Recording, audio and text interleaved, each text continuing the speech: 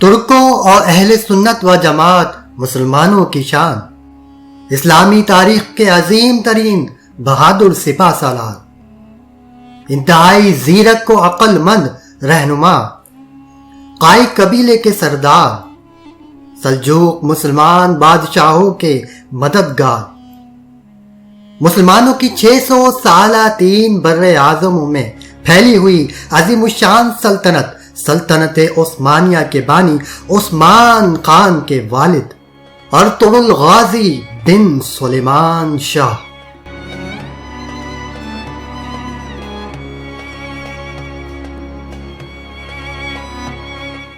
ناظرین، ارطغرل دراصل ترکی زبان کا لفظ ہے جو دو لفظوں جس کے معنی آدمی، سپاہی یا جانباز کے ہیں، اور طرل جس کے معنی عقاب، پرندے کے ہیں، اور ارطغرل کی شخصیت بھی اپنے نام کی طرح ہی تھی، یعنی دشمنوں پر عقاب کی طرح جھپٹنا اور حملہ کرنا۔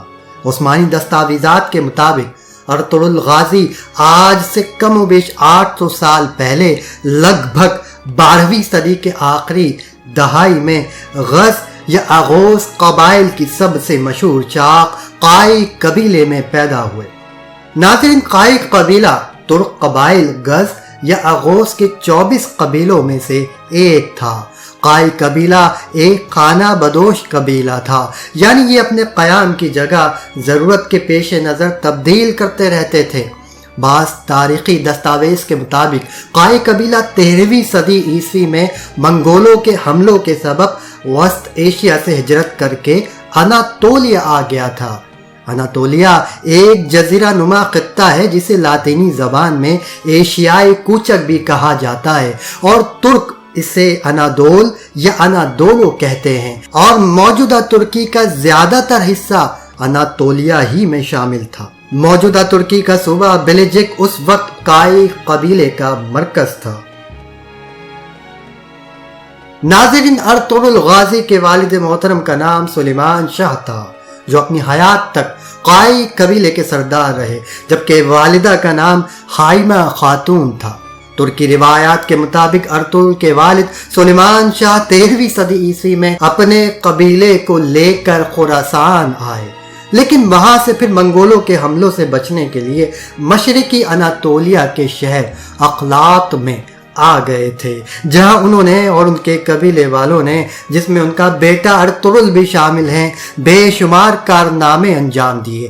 جیسے عیسائی دہشت گرد گروہ اکثر اقلاط میں آ کر لوٹ مار کرتے تھے، سلیمان شاہ کے ساتھیوں نے ان کا قلعہ کما کر دیا، شمال کی بازنطینی یا عیسائی سلطنت کو پسپا کیا، اور اسی دوران قائی قبیلے نے سلجوقی سلطان کی بھی مدد کی۔ پھر کچھ عرصہ اقلاط میں قیام کے بعد سلیمان شاہ اور ان کا بیٹا ارطغرل غازی اور باقی خاندان اور پورا قبیلہ شام کی طرف ہجرت کر گیا۔ کہا جاتا ہے کہ ہجرت کے دوران ہی شام میں کسی دریا میں حادثاتی طور پر ڈوب کر ارطغرل کے والد سلیمان شاہ انتقال کر جاتے ہیں۔ اس کے بعد ارطغرل اپنے بھائی کے ساتھ اپنے والد کے مشن کو جاری رکھتے ہیں۔ ترکی روایات کے مطابق کہا جاتا ہے کہ ارطغرل اپنے قبیلے کی فلاح کے لیے اس وقت کی سلجوق حکومت میں حلب کے امیر کے پاس جا کر زمین کا مطالبہ کرتے ہیں، جو کہ قبول کر لیا جاتا ہے۔ چنانچہ ترکی کے شہر سوغوت کی زمین ارطغرل غازی کو دے دی جاتی ہے۔ سوغوت کا علاقہ اس وقت کی بازنطینی سلطنت کی سرحد کے پاس واقع تھا۔ بازنطینیوں کا تعلق مذہباً عیسائیت سے تھا۔ اس وقت قسطنطنیہ، جو آج استنبول کہلاتی ہے، پر بازنطینیوں کی ہی حکومت تھی۔ ایک واقعہ یہ بھی بیان کیا جاتا ہے کہ جب ارطغرل اپنے قبیلے کو لے کر سلجوقی سلطان علاء الدین کی سلطنت میں داخل ہوئے تو انہوں نے دیکھا کہ دو لشکروں میں جنگ جاری ہے۔ چنانچہ ارطغرل نے اپنی ہمدردانہ صفت کے عین مطابق وہ لشکر جو کمزور تھا اس کا ساتھ دیا، اور جیسے ہی ارطغرل غازی اپنے 400 یا زائد ساتھیوں کے ساتھ جنگ میں شامل ہوا تو جنگ کا پانسا ہی پلٹ گیا، اور وہ لشکر جو کمزور تھا حیرت انگیز طور پر فتح یاب ہو گیا۔ جنگ کے بعد پتہ چلا کہ ارطغرل نے جس لشکر کی مدد کی تھی وہ سلجوقی سلطان کا لشکر تھا، اور جس کو شکست دی تھی وہ تاتاری فوج تھی۔ سلجوقی سلطان نے ارطغرل کے اس کارنامے کے عوض سوغوت کی سرزمین ارطغرل کے حوالے کر دی، اور سوغوت شہر اس زمانے میں بازنطینی سلطنت کی سرحد کے قریب واقع تھا۔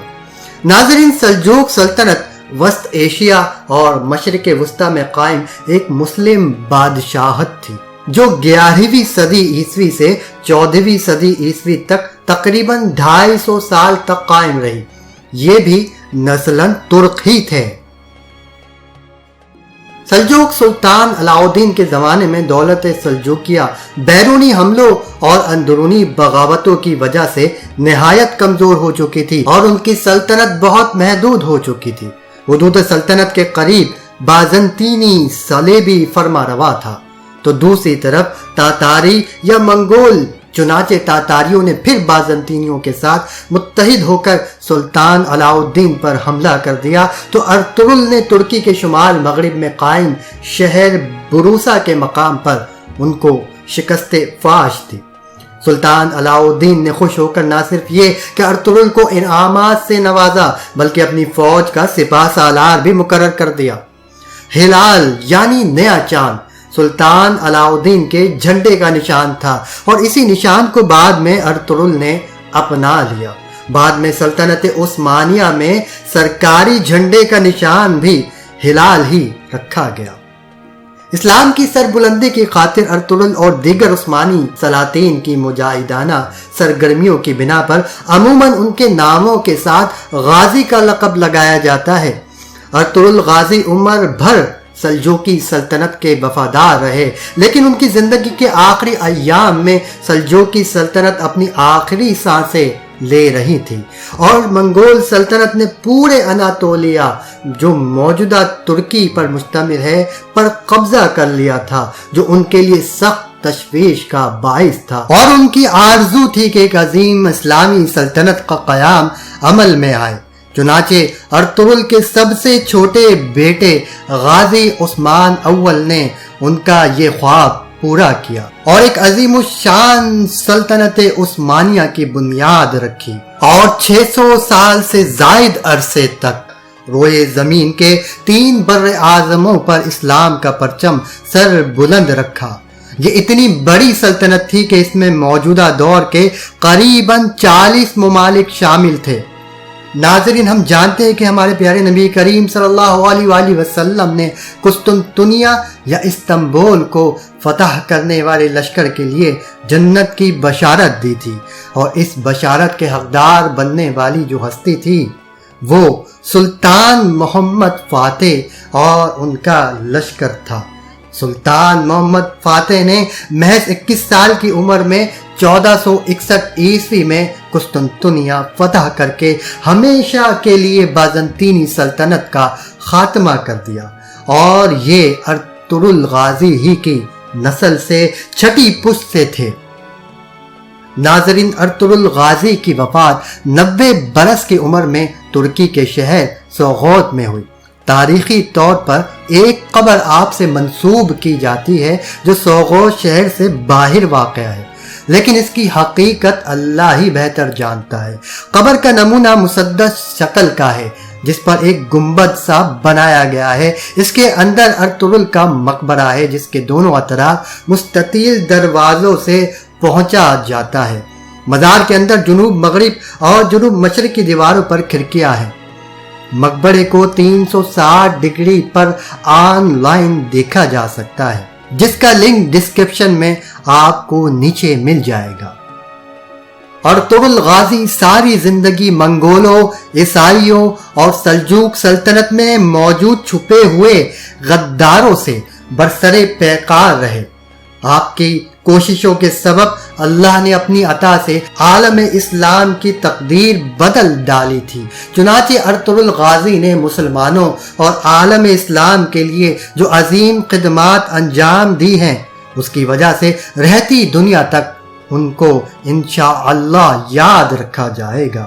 اللہ عز و جل ان کو بے شمار اجر و ثواب سے نوازے اور ان کو جنت الفردوس میں اعلیٰ سے اعلیٰ مقام عطا فرمائے، اور ہمیں ان کی زندگی سے سبق حاصل کرنے کی توفیق عطا فرمائے کہ ان کی طرح اسلام کی سربلندی کی خاطر ہمیں بھی اپنی جان کو خطرے میں ڈالنا پڑے تو ہم پیچھے نہ رہیں، آمین۔ ایسے ہی مجاہدوں کے لیے اللہ رب العزت نے قرآن پاک میں فرمایا ہے، بے شک جو لوگ ایمان لائے اور جنہوں نے اللہ کے لیے وطن چھوڑا اور اللہ کی راہ میں جہاد کیا، یہی لوگ اللہ کی رحمت کے امیدوار ہیں، اور اللہ بڑا بخشنے والا مہربان ہے۔